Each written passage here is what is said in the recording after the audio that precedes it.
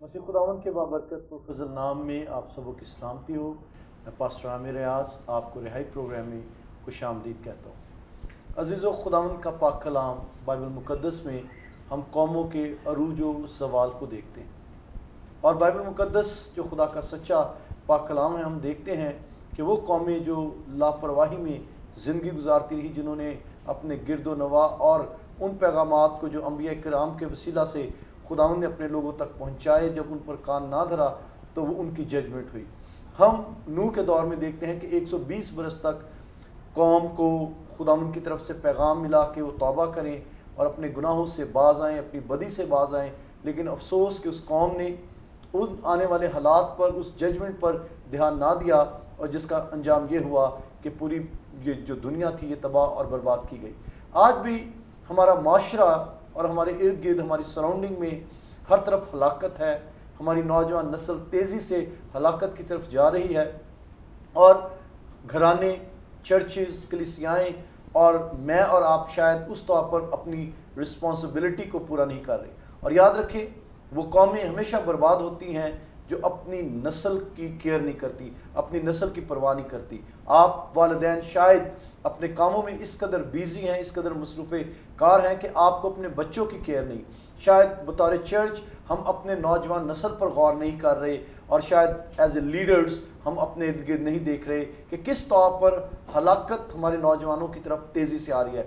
خداوند نے ہمیں دم نہیں بلکہ سر ٹھہرایا ہے، خداوند نے ہمیں فتح مندی کے لیے پیدا کیا ہے، لیکن افسوس کہ ہم اپنی لاپرواہی کے باعث ہلاکت کی طرف جا رہے ہیں۔ اور آج بہت سے نوجوان، جس میں لڑکے بھی ہیں، لڑکیاں بھی ہیں، ہمارے بیٹے اور بیٹیاں بیرا روی کا شکار ہیں، اور اس کے ساتھ ہی ان کی زندگیوں کے اندر ناکامی آ رہی ہے۔ آئیے اپنی قوم کے نوجوان بیٹوں اور بیٹیوں کی کیئر کریں، تاکہ ہمیں انہیں زندگی کی طرف لا سکیں، اور اس ملک کے اندر رہتے ہوئے ہم اپنا ایک نمایاں کردار ادا کر سکیں۔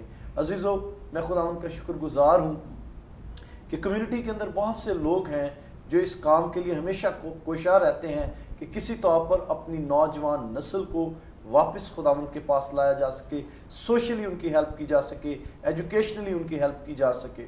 اور آج میرے ساتھ جو گیسٹ ہیں، ان کی بڑی کاوش ہے، خاص طور پر ان لوگوں کے لیے جو نشے کی طرف چلے گئے، اور خاص طور پر وہ جو HIV یعنی ایڈز جیسے مہلک وبا کا شکار ہو گئے۔ اس کے ساتھ ساتھ اور جو نوجوانوں کی ایکٹیویٹیز ہیں ان میں ہمیشہ پیش رہتے ہیں، اور قوم کے دیگر مسائل کو ہائی لائٹ کرتے رہتے ہیں۔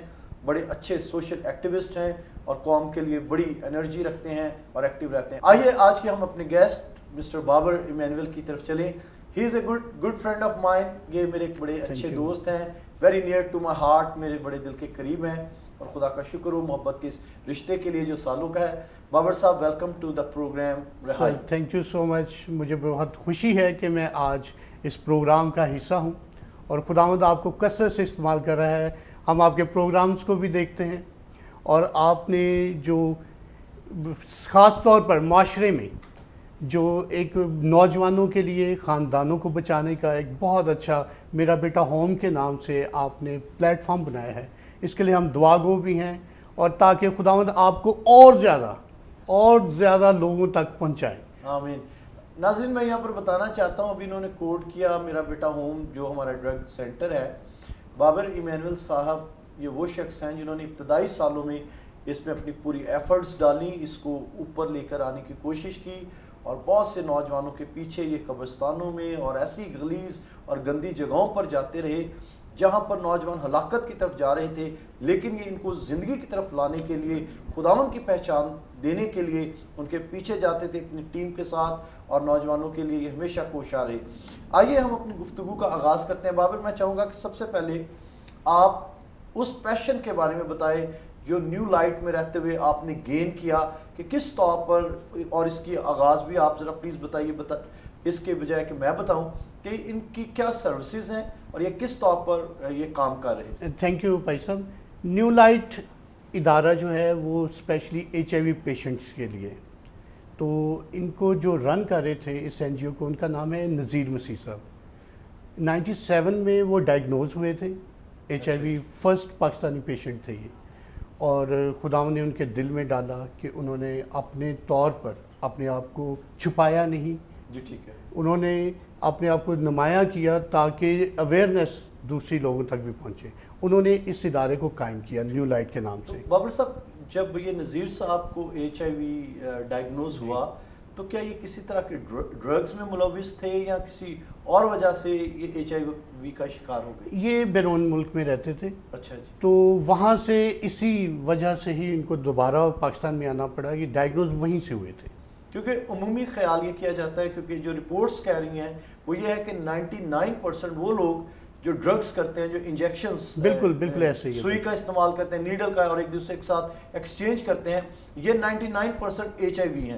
تو اس کے بعد آپ لوگوں کا جو زیادہ کام یا خدمت رہی وہ کیا؟ میں نے کیونکہ آپ کو دیکھا کہ آپ وہ ڈرگ ایڈکٹس جو HIV کا شکار ہو جاتے تھے، آپ ان کو اپنے سینٹر میں بھی لے کے جاتے تھے، جناح ہاسپٹل اور دیگر ہاسپٹلز میں بھی آپ لے کر جاتے تھے. نہ آپ نے گرمی دیکھی، نہ دھوپ، نہ بارش.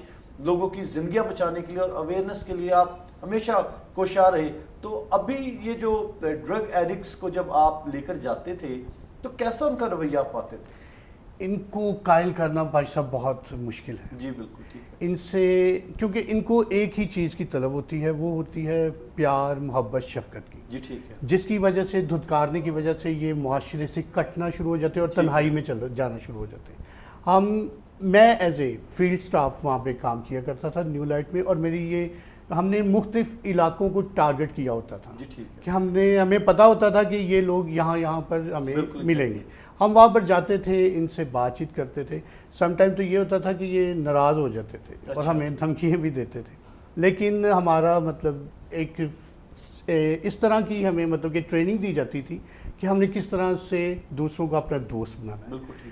تو ایسے واقعات بھی ہوئے کہ ہمارے سامنے وہ سارا یہ سلسلہ جو بھی تھا ڈرگز کرتے تھے، تو ہم بیٹھے ہوتے تھے کہ کب یہ فارغ ہوں اور ہم ان سے کوئی بات چیت کریں. اور سم ٹائم ڈر بھی لگتا تھا کہ اگر یہ ایک نیڈل ہماری طرف انہوں نے کسی نے بھی کر دی تو اس کا شکار ہم بھی ہو جائیں گے. کیونکہ HIV کا یہ ہے کہ آپ کو پتہ ہے کہ یہ جسٹ آپ کے بلڈ کے ساتھ نیڈل ٹچ ہو گئی تو آپ کو وائرس ٹرانسفر ہو جاتا ہے. ناظرین، آپ اس گفتگو کو سن رہے ہیں کہ جن لوگوں کے اندر پیشن ہے، جو خداوند کے لیے کچھ کرنا چاہتے ہیں، جو زندگیوں سے محبت کرتے ہیں، وہ پھر اپنی بھی کیئر نہیں کرتے. تو جس طور پر بابر صاحب بتا رہے ہیں کہ کس طور پر یہ ان لوگوں کے پاس جاتے تھے جو انہوں نے ایک لفظ کوڈ کیا ہے. اور میں چاہتا ہوں کہ ایز اے چرچ ہم اس بات کو دیکھیں کہ نشہ کرنے والا جو ہے ایک دھتکارا ہوا، ایک رد کیا ہوا، ایک ریجیکٹ کیا ہوا شخص ہوتا ہے، اور اس کے اندر ایک بڑا خلا ہوتا ہے. لیکن جب اس سے کوئی محبت کرتا ہے یا اپنا محبت کا رویہ اس کو دیتا ہے تو وہ بھی اس کی طرف مائل ہوتا ہے. تو افسوس کی حالت یہ ہے کہ آج ہم اپنے آپ کو مسیحی تو کہتے ہیں، لیکن ہم نشہ کرنے والوں سے نفرت کرتے ہیں اور انہیں ذلت امیز سمجھتے ہیں، اور ہمارے اندر ان کے لیے نیگیٹیوٹی ہے. میں یہاں پر بتانا چاہتا ہوں، ایک دفعہ مجھے ایک عبادت کے لیے ایک جگہ پر نشاط کالونی میں جانا پڑا، اور جس جگہ پر عبادت ہو رہی تھی، شام کا ٹائم تھا، سردیاں تھیں، شاید یہ کرسمس ڈیز کا ٹائم تھا، اندر بہت سے لوگ تھے، وہ پورا ہال گرمایا ہوا تھا، اور اس کے بالکل دیوار کے ساتھ ہی بالکل جو انٹرس ہے اس کے ساتھ 2-3 لوگ جو نشے کے عادی تھے، بری حالت تھی، وہ سردی سے کانپ رہے تھے، شاید جسمانی طور پر کمزوری کی وجہ سے شاید وہ ہلاک بھی ہو جاتے. لیکن صاحب حیثیت، اچھی پوزیشن کے لوگ، کسی نے محبت کے 2 لفظ نہ بولے. اور میرا دل اس قدر ہیوی ہوا کہ اس پروگرام میں ایز اے گیسٹ اسپیکر تھا، میں نے کلام سنانا تھا، لیکن اس قدر دل ہیوی ہوا کہ شاید کلام سنانے کو دل نہیں کر رہا تھا، کیونکہ وہ زندگیاں امپورٹنٹ ہے. تو عزیزو، آج جو نشے کے عادی ہو گئے ہیں، آپ کی محبت، آپ کی کیئر اور آپ کی دعا ان کو نشے کی لعنتوں سے رہائی دے سکتی ہے. جس طور پر بابر صاحب نے ولنگلی اپنے آپ کو پیش کیا کہ ایز اے سٹاف، اور میں آپ کو یہاں پہ یہ بھی بتا دوں کہ اس سے بہتر یہ جاب آلریڈی کر رہے تھے، لیکن اس خدمت کے لیے انہوں نے اپنی اس جاب کو ڈراپ کر کے تو ایز اے سٹاف ورکر خدمت کی، کیونکہ پیشن تھا کہ میں نوجوانوں کو بچا سکوں، ان کے ساتھ بات کر سکوں، تاکہ HIV کی وجہ سے، ہیپاٹائٹس کی وجہ سے یا کسی بھی نشے کی وجہ سے کوئی جان ہلاک نہ ہو.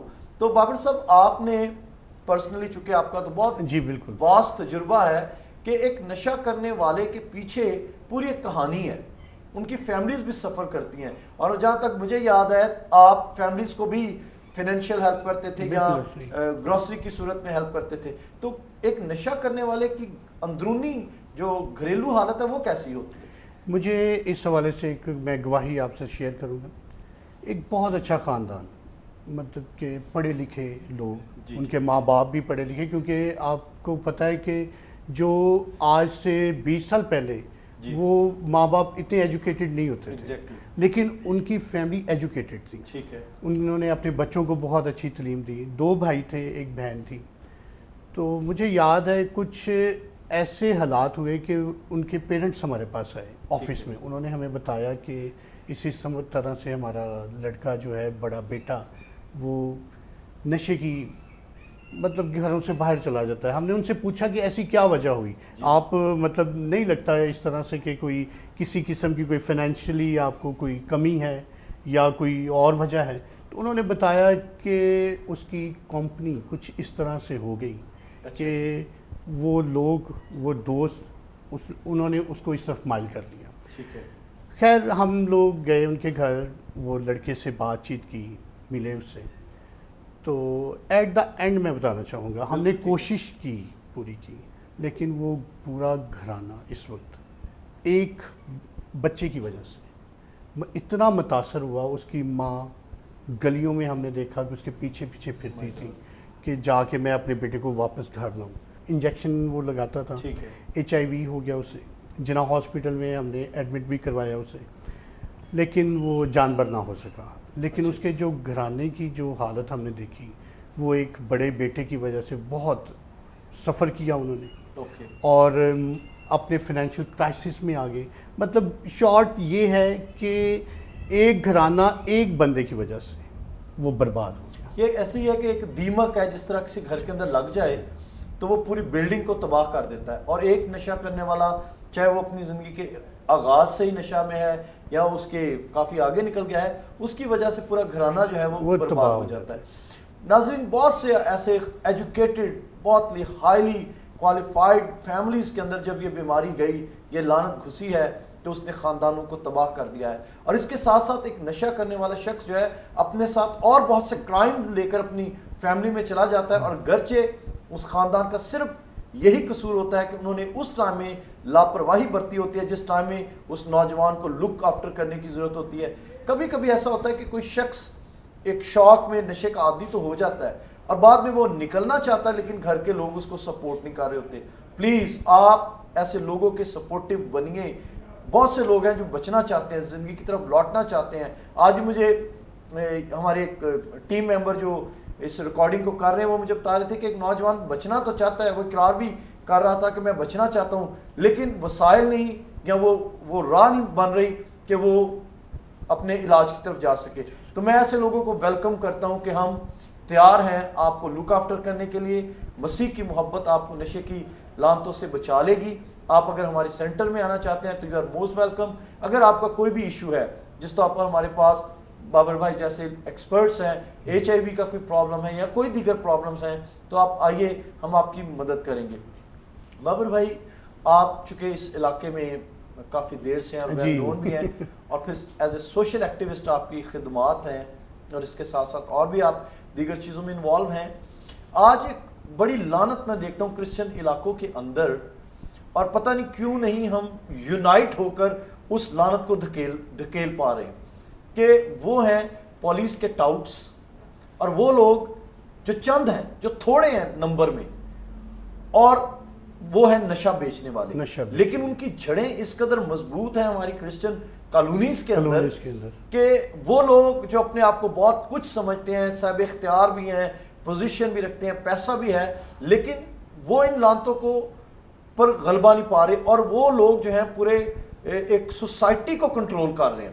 بالکل ایسے ہی ہے بھائی صاحب. مجھے یاد ہے کہ جب ہم فیلڈ میں جایا کرتے تھے تو ہمارے پاس سے جو ایریاز ہوتے تھے نا جہاں پہ جا کے ہم نے ہٹ کرنا ہے، جو ہمارا ٹارگٹ ہوتا تھا، تو وہ ساری کرسچن کالونیز ہوتی تھی، جس میں یوحنا آباد تھا، اس کے بعد خالق نگر، نشاط کالونی، FC کالج کی جو کالونی ہے اس طرف، بہادر پورہ، پھر ہم لوگ جایا کرتے تھے قبرستانوں کے اندر، بالکل ٹھیک، جو کرسچن قبرستان تھے، جی۔ جیسے یون آباد میں ہے، ہمارے یہاں پہ ایریا میں ہے، بہارپوری کے ایریا میں ہم لوگ جب جایا کرتے تھے تو آپ یقین کریں کہ ان کو پتہ چل جاتا تھا کہ یہ ہمیں پکڑنے آ رہے ہیں یا ہم سے ملاقات کرنے آئے، تو وہ بھاگ جاتے تھے.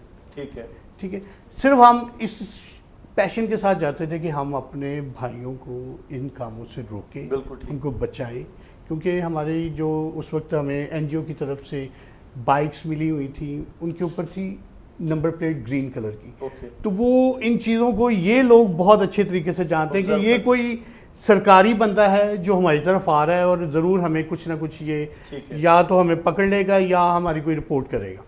تو اس طرح سے ہم نے پھر اپنی بائکس کو دور کھڑے کر کے ان کے پاس جانا، ان سے بات چیت کرنی.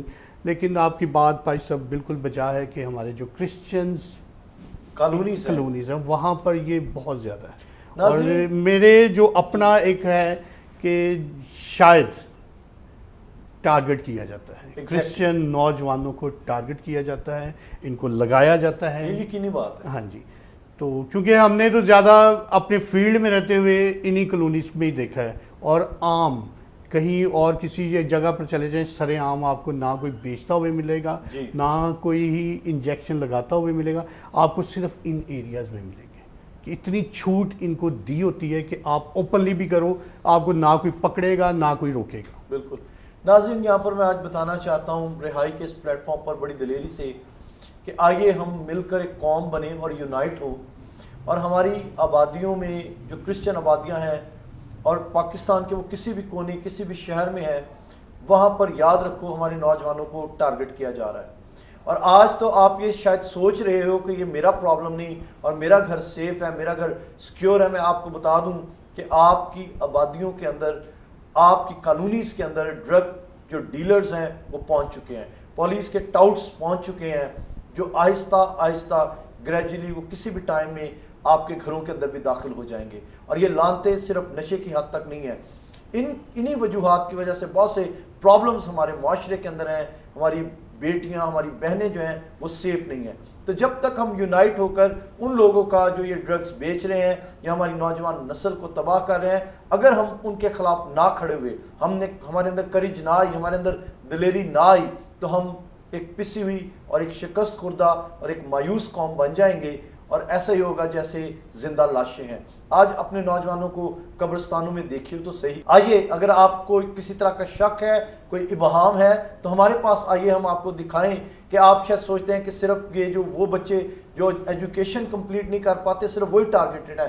آج ہائیلی ایجوکیٹڈ ہماری نوجوان نسل جو ہے وہ ٹارگیٹڈ ہے، کوالیفائڈ لوگ ٹارگیٹڈ ہیں، تاکہ وہ اپنے پروفیشن سے، تاکہ وہ اپنے مقصد سے ہٹ کر ایک نشے کی لعنت میں گرے رہیں اور تباہی اور بربادی ان کا مقدر ہو اور وہ شکست خوردہ رہیں. اسی لیے شاید پاکستان کے اندر مسیح اپنا اس طور پر کردار ادا نہیں کر پا رہے، اس طور پر سامنے نہیں آ پا رہے، کیونکہ ہماری اسٹرینتھ، ہماری جو قوت ہماری نوجوان نسل ہے یہ نشوں کی طرف بڑھ رہی ہے اور تیزی سے ہلاکت کی طرف جا رہی ہے. بابر بھائی، آپ چونکہ ایک ایسے ایریے میں رہتے ہیں جہاں پر ڈرگس کافی زیادہ نوجوان جو ہے وہ بہت سے متاثر ہوئے، بلکہ مجھے یاد ہے آپ کے ریفرنس سے ہمیں ایک بچہ بھی ملا جس کے پیرنٹس کی بھی ڈیتھ ہو چکی تھی، سونو کی، اور وہ HIV بھی تھا، اس کے حالات بہت کمزور تھے اور اس کی ڈیتھ بھی ہو گئی. ایسی کئی زندگیاں جو ہیں آپ نے اپنی ہاتھوں میں کہنے اپنی آنکھوں سے کہ آپ، بلکہ اس کو تو آپ نے فیونرل بھی آپ لوگوں نے کیا، کیونکہ اس کے تو پیچھے کوئی کھڑا ہونے والا نہیں تھا. تو آج آپ اپنی نوجوان نسل کو کہاں دیکھتے ہیں اور کیا چاہتے ہیں کہ ہماری نوجوان نسل کس مقام پر پہنچے؟ ہم تو سر دعا گو ہیں اپنی نسل کے لیے، کیونکہ آنے والا جو ہمارا جسے ہم پود کہتے ہیں، جی، آنے والی پود کی ہم نگہداشت تو بہت اچھے طریقے سے کریں، لیکن ہمیں ضرور ان کے حلقہ احباب کو بھی چیک کرنا چاہیے، ان کے دوستوں کو، ان کی سنگت کیسی ہے. اگر ہم ان کو ایجوکیٹ کر رہے ہیں، اپنا سرمایہ، کیونکہ وہ ہم اپنا سرمایہ انہیں سمجھتے ہیں، جی بالکل ٹھیک. تو بالکل ایسے ہی ہے کہ اپنے سرمایہ پہ جب مال، کچھ دولت جب آپ نے کہیں رکھی ہوتی تو آپ کا دھیان ہمیشہ وہیں پہ ہوتا ہے. تو آپ ضرور اپنے اس سرمایہ کا دھیان رکھیں، اپنے بچوں کا خیال رکھیں. جو چیز ان کو چاہیے ہوتی ہے آپ اپنے طور پر ایکوائر کریں. یہ نہ ہو کہ اس چیز کی طلب کی وجہ سے وہ کوئی اور سورس ڈھونڈیں. بالکل ٹھیک ہے. اور وہ غلط ہاتھوں میں جائے. تو ہمیں اپنے بچوں کا پورا خیال رکھنا چاہیے, ان کی نگہداشت کرنی چاہیے. That's all. بابر بھائی ایک اور بھی پرابلم ہے کہ جو بھی لیڈرشپ ہے آئیدر وہ پولیٹیکل ہے یا وہ ریلیجس ہے. پولیٹیکل جو لیڈرشپ ہے وہ اپنے مفادات کے لیے, یا چرچ لیڈرشپ ہے وہ اپنے مفادات کے لیے نوجوان نسل کو یوز کرتی ہے, یا انگلش میں کہتے ہیں ایبیوز کرتی ہے. اور اس کے بعد نوجوان جو ہے اپنے آپ کو تنہا فیل کرتا ہے, اور جب وہ ڈپریس ہوتا ہے, جب وہ مایوس ہوتا ہے, تو شاید ڈرگ ایک شارٹ کٹ اس کو لگتا ہے کہ اس کی طرف چلا جائے. تو آپ بطور کرسچن لیڈر آپ قوم کو کیا پیغام دینا چاہیں گے, نوجوانوں کو کیا پیغام دینا چاہیں گے؟ ابھی تو بھائی صاحب بات اس طرح سے ہے کہ پولیٹیکل حوالے سے میں بات یہ کرنا چاہتا ہوں کہ جو اس وقت چل رہی ہے سچویشن, اگر آپ کسی اپنے مسیحی رہنما کے پاس, مطلب جو کہیں اسمبلی میں ہے, کوئی بات آپ کرنے کے لیے ان کے پاس چلے جاتے ہیں تو وہ آپ کی سنتے نہیں. وہ ان کے پاس ایک بڑا شارٹ کٹ, ایک چھوٹا سا جواب ہوتا ہے کہ آپ کے ووٹوں سے نہ تو ہم آئے ہیں اور نہ ہی ہم آپ کے لیے کچھ کر سکتے ہیں. جنہوں نے ہمیں یہاں پہ بلایا ہے, جنہوں نے ہمیں یہاں پہ بٹھایا ہے, انہوں نے ہی ہم سے کام بھی لینے ہیں اور انہیں ہی کے ہم نے کام کرنے ہیں. اب آ جاتا ہوں میں چرچ لیڈرشپ کی طرف. چرچ لیڈرشپ میں یہ ہے کہ نوجوانوں کو ہم بطور استعمال کرتے ہیں کوائر میں, یوتھ میٹنگز ہیں, ان کے سیمینارز ہیں, ہم وہیں تک ہی رکھتے ہیں. ان کی کوئی گروتھ, اگر آپ کہیں نا کہ اسپرچولی ان کی کوئی گروتھ ہو رہی ہے, ایجوکیشنلی بھی کچھ نہیں ہے. آپ کتنے ایسے چرچ ہیں جن کے پاس آپ دیکھتے ہیں کہ ان کی اسکولنگ ہے, کتنے ایسے چرچ ہیں جن کے پاس کوئی اکیڈمیز ہیں. حالانکہ مجھے یاد ہے کہ جب ارلی چرچز سٹارٹ ہوتے تھے تو ان کے ساتھ ایک اسکول ہوتا تھا. وہ بچے جو کلیسیائی بچے ہوتے تھے, اور یہ بھی ایک چیز ہے کہ جب دوسری اقوام جن کے پاس اس وقت ادارے نہیں تھے, وہ بچے بھی اسی چرچ میں آ کے اسی اسکول میں آگے پڑھتے تھے. اب ہمارے پاس میگا چرچز تو ہیں, اسکول نہیں. اگر اسکول بڑے ہیں تو وہاں پر ہم جو چھوٹے طبقے والے وہ اپنے بچوں کو نہیں پڑھا سکتے. تو سب سے پہلی بات تو یہ ہے کہ چرچ لیڈرز کے لیے میرا یہ پیغام ہے کہ وہ اپنے چرچز کے ساتھ زیادہ بڑا نہیں تو کچھ پرائمری سیکشن تک یا مڈل تک اسکول سٹارٹ کریں, کیونکہ اس کی بہت اشد ضرورت ہے. جس طرح کے ان دنوں میں حالات ہیں کووڈ کی وجہ سے, ہر طبقہ فکر, چاہے وہ اشرفیہ میں ہے, چاہے وہ مڈل کلاس ہے, چاہے وہ لوور طبقہ ہے, سارے سفر کر رہے ہیں. اور میں آپ کے چینل کی وساطت سے یہ بتانا چاہتا ہوں کہ آپ ضرور ان بچوں تک پہنچیں جو اس وقت گلیوں میں پھر رہے ہیں. ان کے لیے کچھ نہ کچھ ضرور اپنے ہاتھوں کو, اپنے دلوں کو کھولیں. اور میں چرچ لیڈرز سے پھر یہی ریکویسٹ کروں گا کہ ہو سکے تو اسکول نہیں تو اکیڈمیز کا جو 2 سے 3 گھنٹے کے لیے ہوں اپنے چرچز میں سٹارٹ کریں. ناظرین, خاص طور پر میں چرچ لیڈرشپ کو کہوں گا کہ ہماری بات سے فرینڈ نہ ہو. یہ ایک وہ تکلیف دہ تصویر ہے جو حقیقی ہے اور ہمارے معاشرے کی ہے. اور اگر آج بطور لیڈرز ہم نے لاپرواہی برتی, بطور والدین اگر ہم نے اپنے نوجوان نسل پر توجہ نہیں دی, وہ بچے جو آج شاید گلیوں کے اندر پھر رہے ہیں کیونکہ تعلیم کا فقدان ہے اور اس طور پر وہ تعلیم کی طرف نہیں بڑھ پا رہے, فنینشیل کرائسس ہیں, بہت سے مالی بحران آ گیا ہے اور والدین بچوں کو افورڈ نہیں کر پا رہے. آئیے مل کر اپنے قوم کے بچوں کو ہم ان کے ٹھیک مستقبل کی راہ پر گامزن کریں, ان کے لیے ایجوکیشن کا کوئی انتظام کریں. اور وہ نوجوان جو کسی طور پر بھی ڈی ٹریک ہو گئے یا کسی لعنت کی طرف چلے گئے یا نشے کی طرف چلے گئے, ہمیں ان کی بھی خبر گیری کرنی ہے.